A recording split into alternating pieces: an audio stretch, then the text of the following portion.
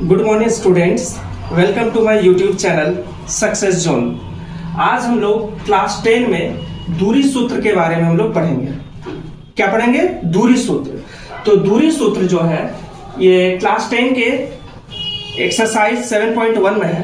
तो सबसे पहले हम लोग जानेंगे कि दूरी सूत्र होता क्या है। दूरी सूत्र जैसे मान लिया जाए कोई एक लाइन है, इस पर एक पॉइंट है A और इस पर पॉइंट है B। तो इसके बीच में A का कुछ कोऑर्डिनेट दिया हुआ रहेगा, B के बीच में कुछ कोऑर्डिनेट दिया हुआ रहेगा। फिर हम लोग को निकालने के लिए बोला जाएगा कि दोनों के बीच की दूरी हमें फाइंड करना है। तो उसके लिए एक फॉर्मूला आता है। क्या फॉर्मूला? कि AB इक्वल टू, जैसे अगर A का कोऑर्डिनेट अगर हम लोग x1 y1 ले लेते हैं तो B का कोऑर्डिनेट क्या होगा? x2 y2। तो इसके बीच की दूरी निकालने के लिए क्या फॉर्मूला आता है कि AB equal to root under x2 minus x1 का square plus y2 minus y1 का स्क्वायर। ये हमारा फॉर्मूला है। किसके बीच दूरी निकालना? कोई भी दो पॉइंट के बीच जो कोऑर्डिनेट जो दिया हुआ रहेगा उसके बीच हम लोग को क्या निकालना है? दूरी सूत्र निकालना है। उसके लिए ये हमारे पास फॉर्मूला है। तो इसके लिए एक क्वेश्चन हम लोग देखते हैं। चलिए, अब हमारे पास क्वेश्चन आ चुका है। क्वेश्चन नंबर 1 क्या है? 2 3 और 4 1 है ना।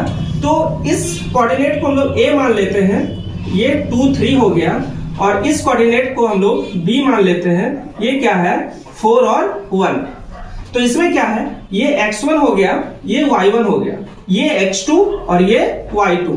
तो यहाँ पे हम लोग क्या लिख सकते हैं कि x1 का वैल्यू क्या है? 2, y1 का वैल्यू क्या है? 3, x2 का वैल्यू क्या है? 4 और y2 का वैल्यू क्या है? 1। इसका हम लोग फाइंड कर लिए। अब हम लोग को इसमें निकालना है दूरी सूत्र का फॉर्मूला लगाना है कि AB इक्वल टू हम लोग क्या जानते हैं कि x2 माइनस x1 का square plus y2 minus y1 का स्क्वायर। अब इसके जगह हम लोग वैल्यू को पुट कर देंगे। x2 का वैल्यू क्या है? 4, x1 का वैल्यू क्या है?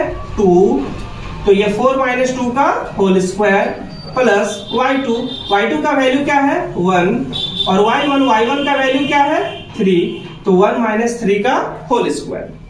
अब हम लोग इसमें क्या करेंगे कि रूट अंडर 4 माइनस 2 क्या होगा? 2 का स्क्वायर प्लस 1 माइनस 3 क्या होगा?